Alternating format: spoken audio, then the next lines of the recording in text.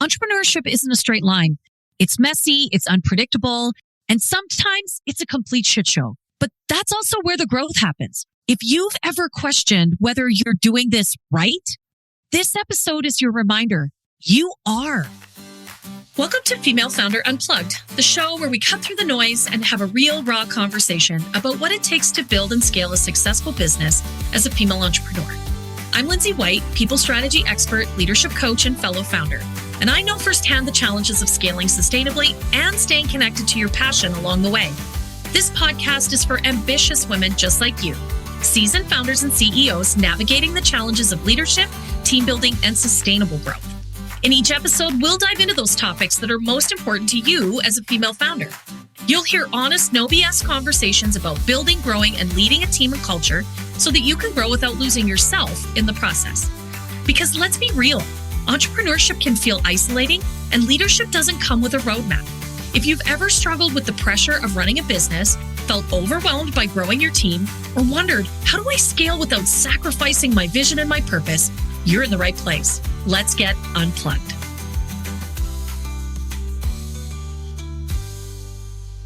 All right, my friends, welcome back to another great episode of the Female Founder Unplugged podcast.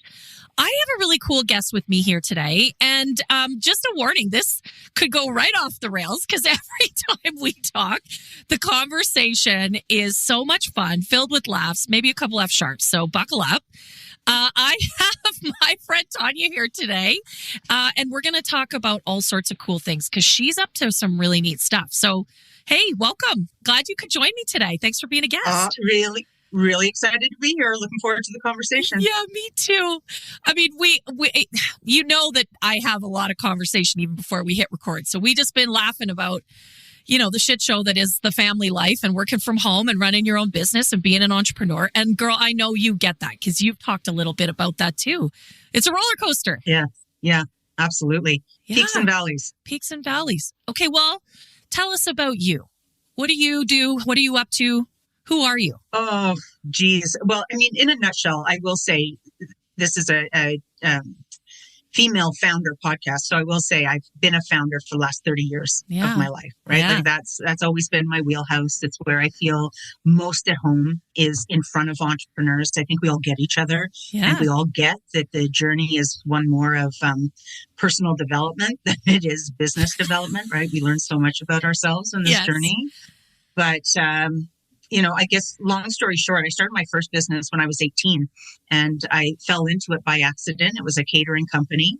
And my girlfriend at the time used to do all the catering for Miami Vice down in Miami on a sailboat. She would cater for the entire crew on this little sailboat. And so when I came back to Canada, I thought, well, how hard could it be to do a little event for 100 people if she can do a show for Miami Vice? Wow. And so, I was working at Holt Renfrew at the time, and one of the caterers canceled for a Versace fashion show, a trunk show. And so they asked me if I could step in and put some food together. And it went over so well that they actually asked me to do all the fashion shows across Canada for Holt Renfrew when they had major trunk shows. So that was me at 18. That's what started my journey, just kind of fell into it. And definitely entrepreneurship was not big back then, right? It was kind of poo-pooed on. It was go get a real job and whatnot. But I'm still here to talk about it. So I love it. It's like Elle Woods. What? Like it's hard, right? Like you just did it. Like, and then to be fair, at 18, you don't even know what you don't know, right? Like, right? Yeah. I love that. And there's a lot. There's a lot you don't know. Well, and now 30 years later, you're into some pretty cool shit. Well, yeah, peaks and valleys, right? Like peaks and valleys. So the irony is that first business, it was probably one of the most financially stable businesses I've ever run because just the numbers piece of it, right? You do your quote, you charge a 50% deposit, and then the balance is received due on receipt after the event. So there was no money lost and the profit was always there. And the other businesses, not so much. The other businesses were a little rough. And, I got into business knowing nothing about money. So I was really lucky in that first go. Mm-hmm. Not this business, but the one before actually was a very different story. So in 2002, I started up a business that built peer advisory boards for business owners. On the outside, it looked like I was thriving, right? Doing so well and media attention and covers of like National Post and Financial Post and like, oh, what a role model you are. Great for women to start up these businesses. And the truth was, behind the curtain, I was dying a slow death, right? Putting payroll on credit cards, hadn't paid myself in 6 years. Jeez. Actually sold my house and put the equity of the house onto the business and into the business. And the business eventually went down. It went down in 2008. It went down with $250,000 of love money attached to it. And that is, it's a really shitty place to be when you've borrowed money from friends and family and you've lost it. Yeah. Right? Christmas dinners take on a whole new meaning. Yeah. And, but I think like a lot of women, pain is purpose. And it was the pain, the shame and the guilt of that experience that actually drove me to finally understand my numbers. And that's what brings us here today is 2014, I started up a company called Nail the Numbers. It's all about financial empowerment and financial literacy. And I've been going strong ever since. I love that. Hey, first of all, let me just say, you called it love money, and I really appreciate that. Like, I think for so many of us, we've had those investors, right, that have given us sums of money because they really believe in us. Not even what we're doing, but what they believe in us.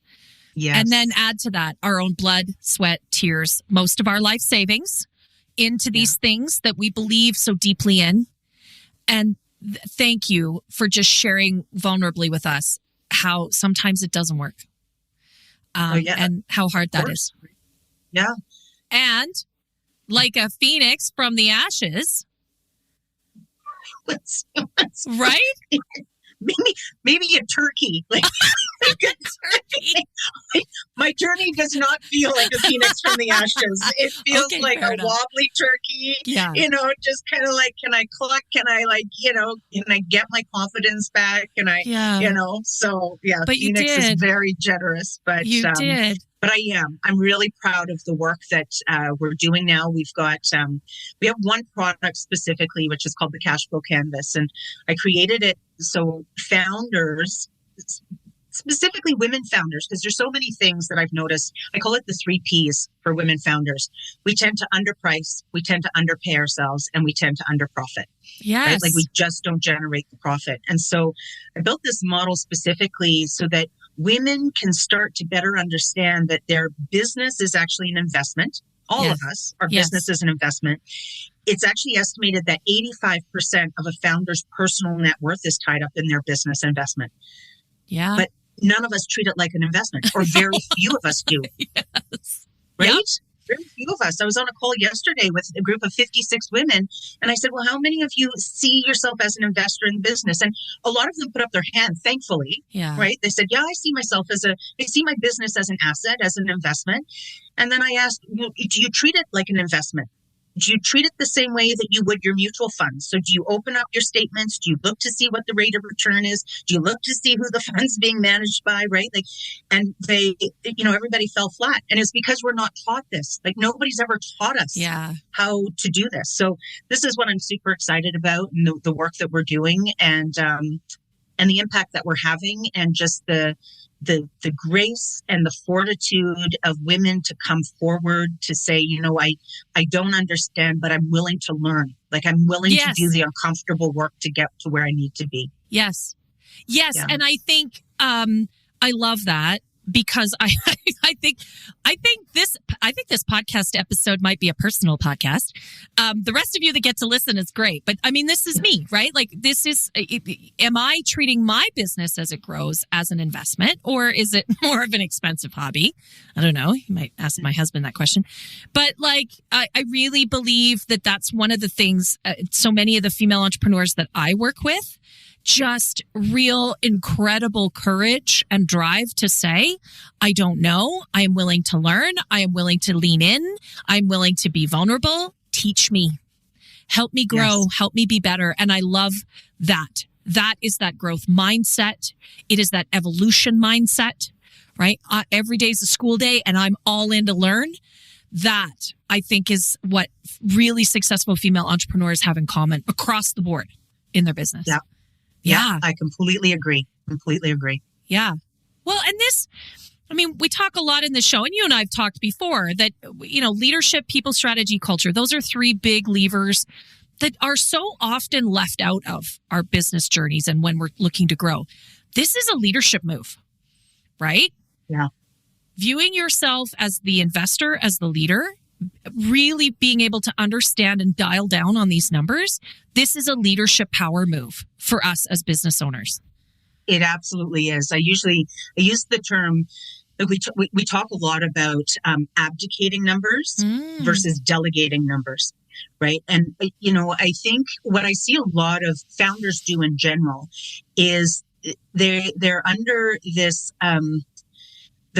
notion that if they surround themselves with the right team, which I'm not dismissing, yes, surround yourself with the right team. So they get a bookkeeper and they get an accountant. But then what happens is that and even a financial advisor, they abdicate their numbers. Yes. They think that it's the accountant and the bookkeeper's job to keep them financially straight. And it's not. It's not. Right? It is not their job. It's these individuals become our partners in helping us to achieve our vision. It's the same thing with the financial advisor. It's up to us to actually establish what it is that we want to build. It's up to us to put that plan together and to understand that for every decision that we make, there's a financial consequence. Yeah. Right. Yeah. And then the team comes together to help us, benchmark those consequences and play devil's advocate. And if you were to do this, what's going to happen? If you're going to do this, what's going to happen? That's where the team comes into play. So to your point about leadership, absolutely. We always talk about it. Our language is taking ownership. If you're the business owner, you need to take ownership of the numbers, get the support along the way, but it's up to you to own the numbers because you're going to own the outcome. 100%. And I, again, I feel like we may have recorded this podcast for me specifically, and we're just going to share it more generally. I had that situation. I feel very called out in a good way, like in a really good way. I did that. The word abdication just absolutely was so resonant for me. And I did that. I had a team, and part of that team was, we have a bookkeeper. And I said, great, because the truth is I probably shouldn't even have access to my QuickBooks. I think every time I go in there, I make a little bit of a mess. Okay. So, and I am fully aware and completely own that is not my zone of genius. And I was so pleased that I could delegate. And what I found out 2.5 years later was that she was punching above her weight. She was not capable or qualified. And I had 2.5 years of books and tax returns that were so incredibly messed up that I had to have my uncle, who is a professional accountant and had retired, go through and reverse engineer things. And it was a disaster. And it took 1.5 years to straighten it out. The word abdicate, I thought I was delegating, and I did talk to that person. We had conversations. I clearly wasn't eye on the ball enough. Right. Yeah. And so I have absolutely lived that. And it was extremely stressful because if I had been audited, the auditor at the CRA would have been like, what is this? Like, what are you guys completely out to lunch here? Like, it was a disaster. And I respect that person did their best, but they were not, I think, set up to be successful in that my business had become more complex, multiple currencies, all sorts of things. It just wasn't working. And so, I've lived that. I've had that lived experience, and it is really stressful to be in the middle of that. You have to have the ownership. Oh, well, Lindsay, I mean, to your point, like that is, it's just like, again, your vulnerability is helping so many others, right? Because you are not alone. I remember being on a call with CRA once, just knowing, because I was learning more and more and more over this last, 14 years. And it seems like every month I learn something new, right? When it comes to CRA and compliance. And I actually asked at one point, I'm like, given everything that we're supposed to do and know, how many business owners in this country are actually compliant? And they said so few. Yeah, almost none, right? It's almost none. So for anybody listening on the call that you're like, oh my God, you got to get all your, ducks in a row.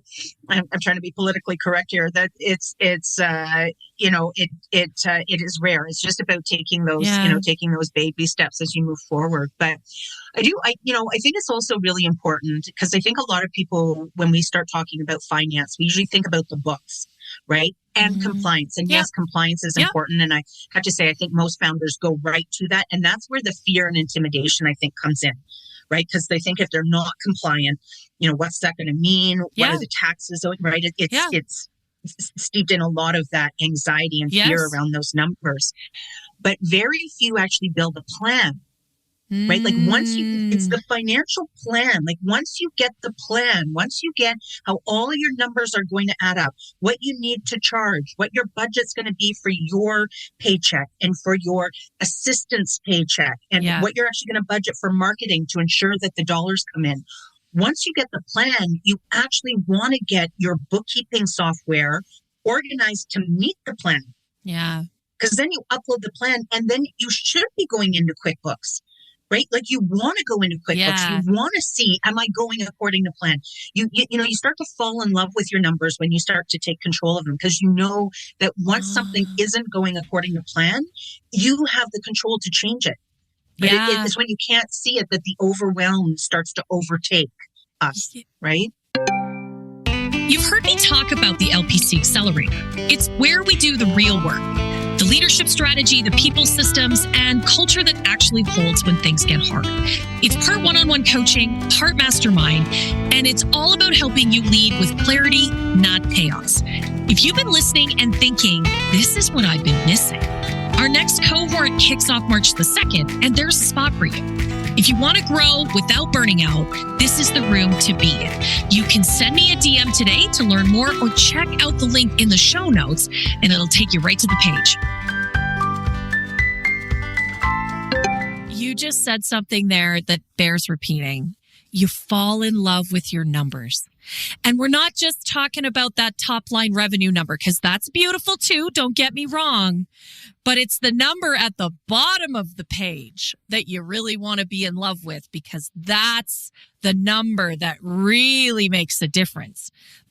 You and I probably both know 2 entrepreneurs. $1 million and they spend every penny of it out the back door and they don't pay themselves in the process. The number at the bottom of the page. Yeah. What's left every month. That's the number you want to fall in love with. That is absolutely the number. And just for clarity, that number is net profit. Yeah. Right. So some people might be listening to this going, but a number at the bottom of the page. What is that? What page? What are you even just talking about? Just to be clear, it is net profit. And if I can, just a little bit of a rant or a soapbox moment on that. Yeah. Because a big part of what we're doing, we want to change 2 narratives. One is this idea of small business. That just guts me because we're in a society where the majority of businesses are labeled as small. Mm-hmm. And because of that, I think people have bought into that notion that they're small. So small paycheck, small price point, small profit. So we're anything but small. We're so powerful. Do you know that in Canada, if each founder were to generate $41,000 in net profit over a 5-year period, and to generate that sort of net profit, you just plan for it. Right? You intentionally plan for it. It's not the afterthought. It's not my fingers are crossed. You just plan for it. You reverse engineer and it shows you exactly what you need to generate that 41. So if every founder in Canada were to generate $41,000 over 5 years, we would wipe out our country's entire deficit. Wow. Entire deficit. And each founder would be left with $250,000 in investable assets just on the taxable dollars alone on that 41,000. Isn't that crazy? So one is the narrative, we're not small. We are super powerful. Yes. We just need to get our shit together. Yes. Can I say that? Yes. Yeah. This is a big girl podcast. You can say whatever you want. Okay. Yes. I love it. And the second thing is profitability. So profitability, anytime you go to a darn news article now, right? It's like, for the sake of profit. Right? They did this and this and this, all for the sake of profit. So profit is seen as greedy, opportunistic, capitalistic. It's got this stigma attached to it. And so I've noticed, especially for women, right? They kind of, yes, right? Like, yes, and a lot yes. of them will say, oh, maybe I should become a social enterprise, or maybe I should become a not-for-profit. But profit, at the end of the day, there's 3 reasons why we want to profit. We need that net profit. Number one, it fuels our retained earnings and it becomes our emergency blanket. Yes. It's our savings, right? Yes. Like in our personal budget, we need savings. In our business, that only comes from net profit. The other reason why it's so important is because that net profit is the indicator. Remember how earlier we were talking about think like an investor? Yeah. That net profit, when you turn that into a percentage. So if I'm generating $100,000 in my business and I'm left with a $2,000 net profit after I pay myself. Yeah. That's important. 2,000 divided by 100 is 2%.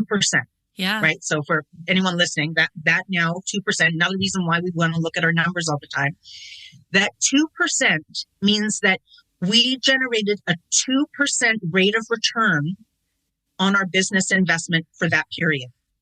Yeah. Here's the tragedy. A high interest savings account gets you 4.5 to 6%. Right. Right. It takes 10 minutes to open up the account and it's 100% guaranteed. In our line of work, 89% of business owners are generating less than 3%. Right. 89. Right. Yeah. So that net profit, we want to build that because that's our ROI. Why are we okay at 3% when a high interest savings account would get us 4.5 to 6 for 10 minutes of our time? Yeah. And 100% guaranteed. And 100% guaranteed. And 100% guaranteed. And then that net profit too, this is the other thing I noticed with women.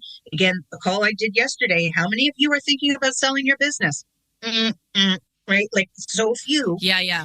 Right? And it's interesting because when you do the math, in this country, we have a $13.4 trillion deficit for retirement needs. Yes. When we work with women entrepreneurs specifically, and we look at their retirement shortfall, most of us are short. Yeah. Right? We don't have enough. The only way we can make that up right now for those of us that are moving on in life is through our business. Through our business. Like we have to put on our big girl panties and say, okay, I need to turn this into a business that's going to be worth X, which is an indicator of net profit. Yes. Right? Yeah. The evaluator is going to come in, they're going to see net profit, they're going to put a multiple on it and say, here's what your business is worth. Yeah. Like we have to get that profitability growing. So I love that you brought up that, profitability is queen in this case. It absolutely is. Well, and I think about what women do with their net profit. So first of all, it's funding our families. I mean, that's a lot of the reason why we start these businesses in the first place. We're tired of making money for somebody else and we want lifestyle and flexibility. So that money goes right back into our family. That pays for our kids' sports. It pays for our vacations. It pays for the groceries in the fridge. And Lord knows, those are more expensive right now than they've ever been.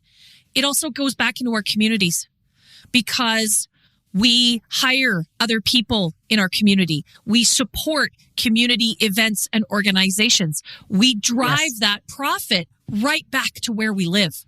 Yes, you've got it. So can I just circle back on something you said? Because I'm going to make a little suggestion there, just a little bit of a tweak. So the net profit that we generate, that net profit should go back into the business. Okay, fair enough. What you're talking about, like when we're talking about, yes it's got to fund our kids' RESPs. It's got to put food on the table. That should be our compensation. Yes. Okay, fair enough. I'm glad you clarified. Net profit is above and beyond that. Right. And you know that in this country, $57,000 is the average compensation of a founder in this country. Yeah, I believe that. 57. The average compensation of a general manager is 127. Yeah. And you're at least at the level of a GM, ladies. At least. Yeah. So I just wanted to make that distinction. And then thank you. Yeah. You're absolutely right. That because I think a lot of women, especially, they start businesses because they want to give back in the world. They want to make the world a better place. They're really passionate about what they're doing. 100%. To your point, that comes from net profitability. Yeah. Jim Pattison builds hospitals based on net profit, right? He doesn't compromise his existing businesses to build a hospital. Takes it out of net profit. That's where it comes from. See, again, I think that this podcast episode today was really about me, everyone. And all of you get to come along for the ride because I think that's really important. And you're right. I know a lot of founders. I was just speaking with one before we hit record. And she is looking to hire, she is the technical expert. She's looking to hire a technical expert. She knows in order to be effective CEO, she's actually got to get out of that role. And she said to me, and the people that I'm looking to hire, their salaries are they're more significant than mine, right? Like this is the truth of the situation. And for so many of us, we don't pay ourselves properly. And I think I fall into that category. You can't see me, but I'm raising my hand because I think I'm in that category too. So I really love this. And I want to reinforce that this is using your leadership lever. This is you being a leader in your business and for your business, right? Because our business is an entity unto itself. It needs leadership from you. And really having a very clear view of what your financials look like and being able to be articulate and to own what is happening here and then manage that net profit in a way that allows you to continue to grow your business. You can invest. Maybe you need new laptops. Maybe you need that cool color printer. Maybe you need to invest in some talent. Like you got to have the right person, and that's going to be more expensive, and you know that. But that's what you need to. That's what's going to spur the growth. Oh, maybe you need to reward your team in a different way. I don't know, right? Yeah, that all comes with the plan, right? But you're absolutely right. That leadership is key. It's about. I think we talked about this before, in part of our other conversations, but it's about doing the uncomfortable work. Yeah. Right. It's a lot of people say, oh, this is so hard. It's so hard. I swear, if people just invested 25 minutes a day, ideally first thing in the morning, and just did the uncomfortable stuff. And the uncomfortable stuff is whatever people are procrastinating on. Like everyone knows what they haven't been doing, right? Whether it's numbers or a call to CRA or a sales call, whatever it is, people know what they've been procrastinating on. But what resists persists, right? Like if people just did uncomfortable work, like the hard work just takes care of itself, right? Yeah. But it's people stay stuck in their hard work to keep them busy. Yeah. Oh, and I love that you made that distinction. The hard work is the stuff you're avoiding. Right? That you got a long to-do list. We all do. I mean, you and I are entrepreneurs. We get it. It's that thing that you keep dropping to the bottom of the list that you'll do it tomorrow. That's the hard work. And often it is around the financial pieces because we come front end loaded with some stuff, right? There's a lot of emotion tied up in the money. Like we get that. I get that. But it's the leadership work that you got to do. You got to put your big kid pants on and get to it. Right? Absolutely. Absolutely. I remember being on a call once where we were joking about this, but it became quite serious. We were talking about put your big girl panties on. And then at the end of it, I got 3 people reaching out saying, hey, here's a supplier that you should reach out to. We should get branded panties. You may actually I think that's beautiful promotional material. Like the hoo-ha, the hoo-ha lady. I love her. She was on Dragon's Den. She's a female founder here in Canada. Yeah, you should get like branded hoo-ha panties. Genius. That's genius. Listen, we just I don't know. God. I don't know what you're putting down there, but it sounds good. Okay, well if you haven't seen them yet, they're great. But I think, that metaphor of you gotta put the big kid pants on and you gotta do the dirty work and it feels uncomfortable and you have to lean in, take a couple deep breaths and get to it. And if you're struggling to do that, this is where Nail the Numbers comes in to help with some cool stuff. Because I want to talk about Glinda because I've had a chance to do. So tell us a bit about some of the stuff that you're doing. Okay, so so the cash flow canvas was the tool that we developed in 2014, right? It's a framework and it's how to actually build that financial plan. So that's been out in the market for a while. And then we started to certify coaches because it was reaching capacity and we needed to support more founders. And so then just this January, we launched Glinda. And Glinda is the AI guide that will take the founder through building their financial plan, right? And so, sorry, that comes back. I'm just going to, we knew this was going to happen where we go back and forth a little bit. 100%. But there was a piece where you said, talking about, the plan versus cleaning everything up. I've noticed that founders typically come to the table with two conversations. One is, oh my goodness, my numbers are a mess and I don't understand. And then there's this other conversation of, what does my financial plan need to look like? Sometimes it's a lot easier to just start with going forward.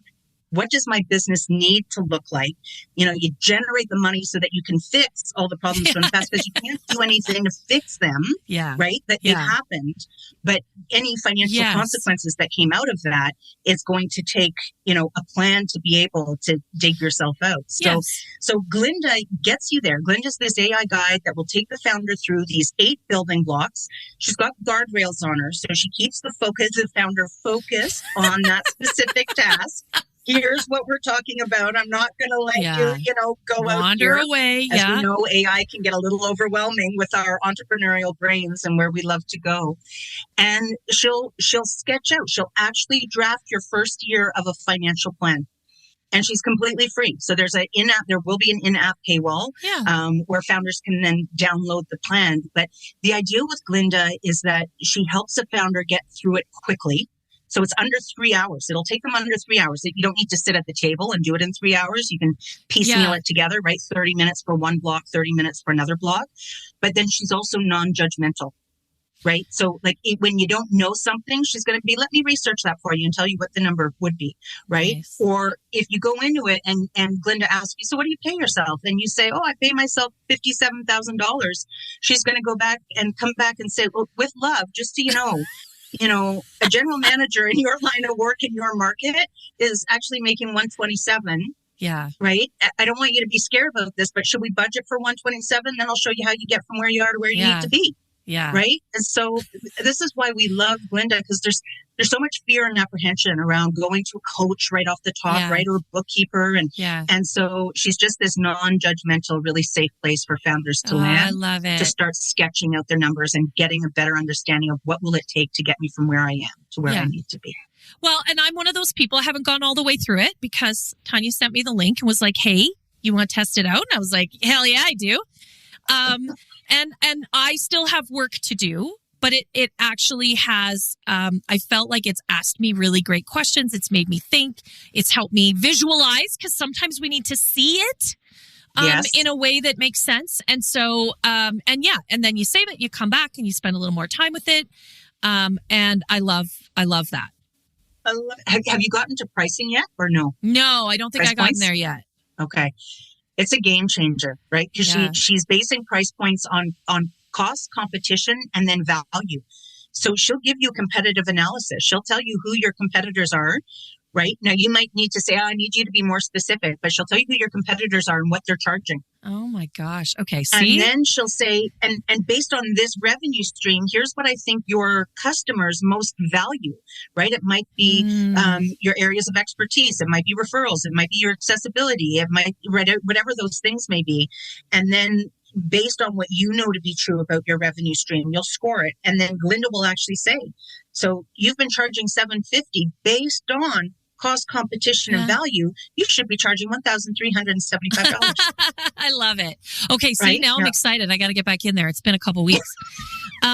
Because you said it, we underprice ourselves. And I know that to be true. I think there's places, and I think this is true for many of us. There's some places in our offer suite where we feel really confident about the number. We know, like for me, that's the coaching. I know that what I charge for the coaching is appropriate. It's in the ballpark.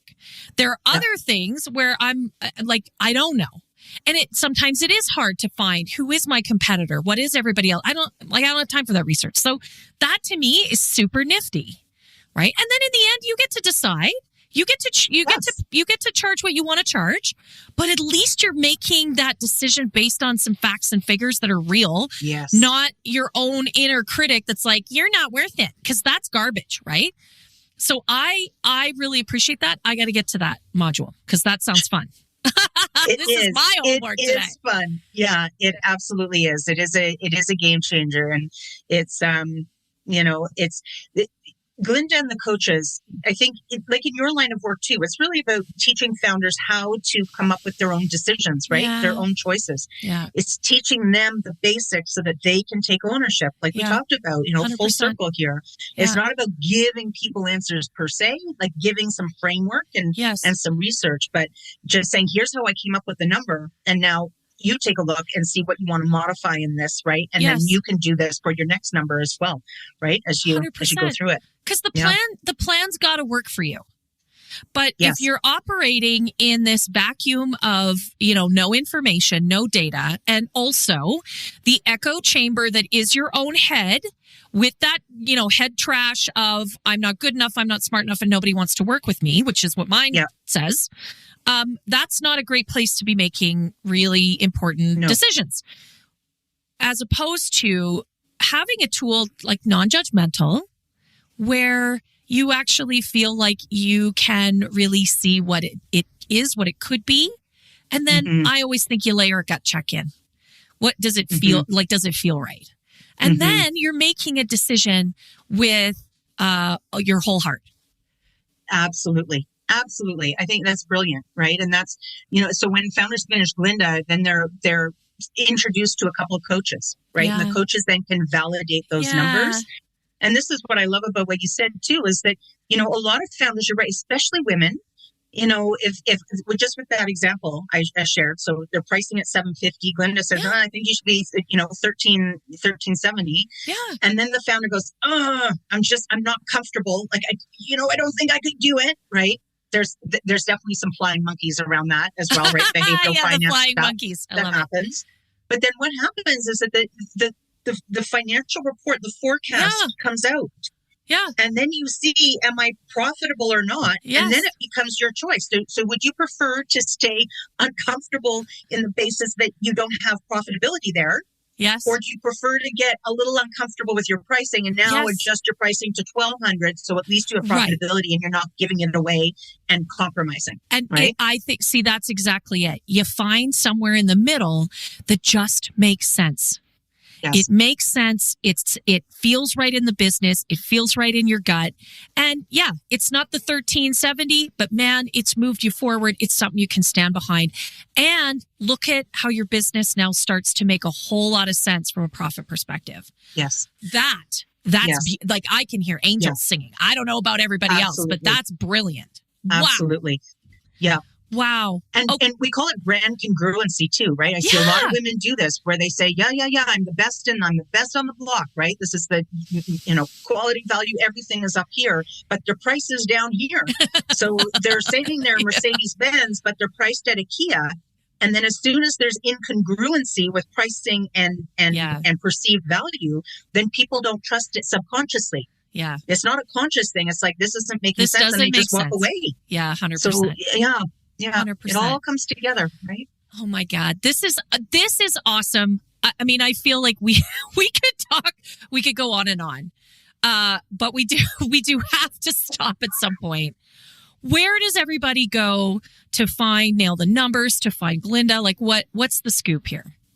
Okay, so I'm going to say cashflowcanvas.com. Cashflowcanvas.com. Cashflowcanvas.com. That will be live come April, cashflowcanvas.com. In the meantime, you can always go to nailthenumbers.com and you'll see kind of like our history and all the work that we did in budgets. But Glinda will be live for founders to use in April. Awesome. So depending on when people are listening to this. And then cashflowcanvas.com will be the landing page and they'll be able to access her for free. Again, no cost. Awesome.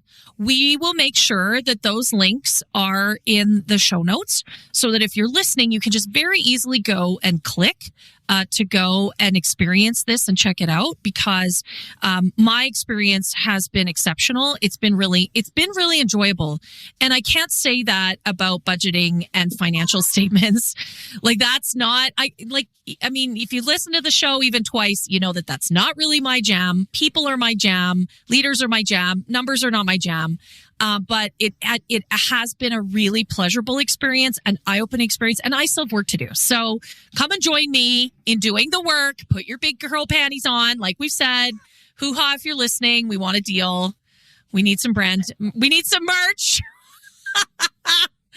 And thank you. Thank you so much for sharing your story with us. And like your passion behind this is just, it shines through. And I'm so grateful that you shared with us today. I'm so glad to hear it. Yeah, it means a lot. And I think, we just got to get out from behind the curtain, right? 100%. And celebrate each other. Thank you for the incredible work that you do. Oh, thanks. We're lucky to have you. Yeah, well, I'm so glad we got to share this chat today. Thank you so much. Thanks for tuning into this episode of Female Founder Unplugged. If today's conversation resonated with you, I'd love to hear your thoughts. Connect with me on Instagram at High Volt Leadership and send me your questions or let me know your biggest takeaway. Looking for more strategies on scaling your business, building a powerhouse team, or leading with confidence? Head over to highvoltageleadership.ca or follow me on LinkedIn for exclusive content, resources, and special offers just for listeners. Until next time, keep leading, keep learning, and remember, the real magic happens when you're unplugged. This podcast is produced, mixed, and edited by Cardinal Studio. For more information about how to start your own podcast, please visit www.cardinalstudio.co or email Mike at mike@cardinalstudio.co. You can also find the details in the show notes.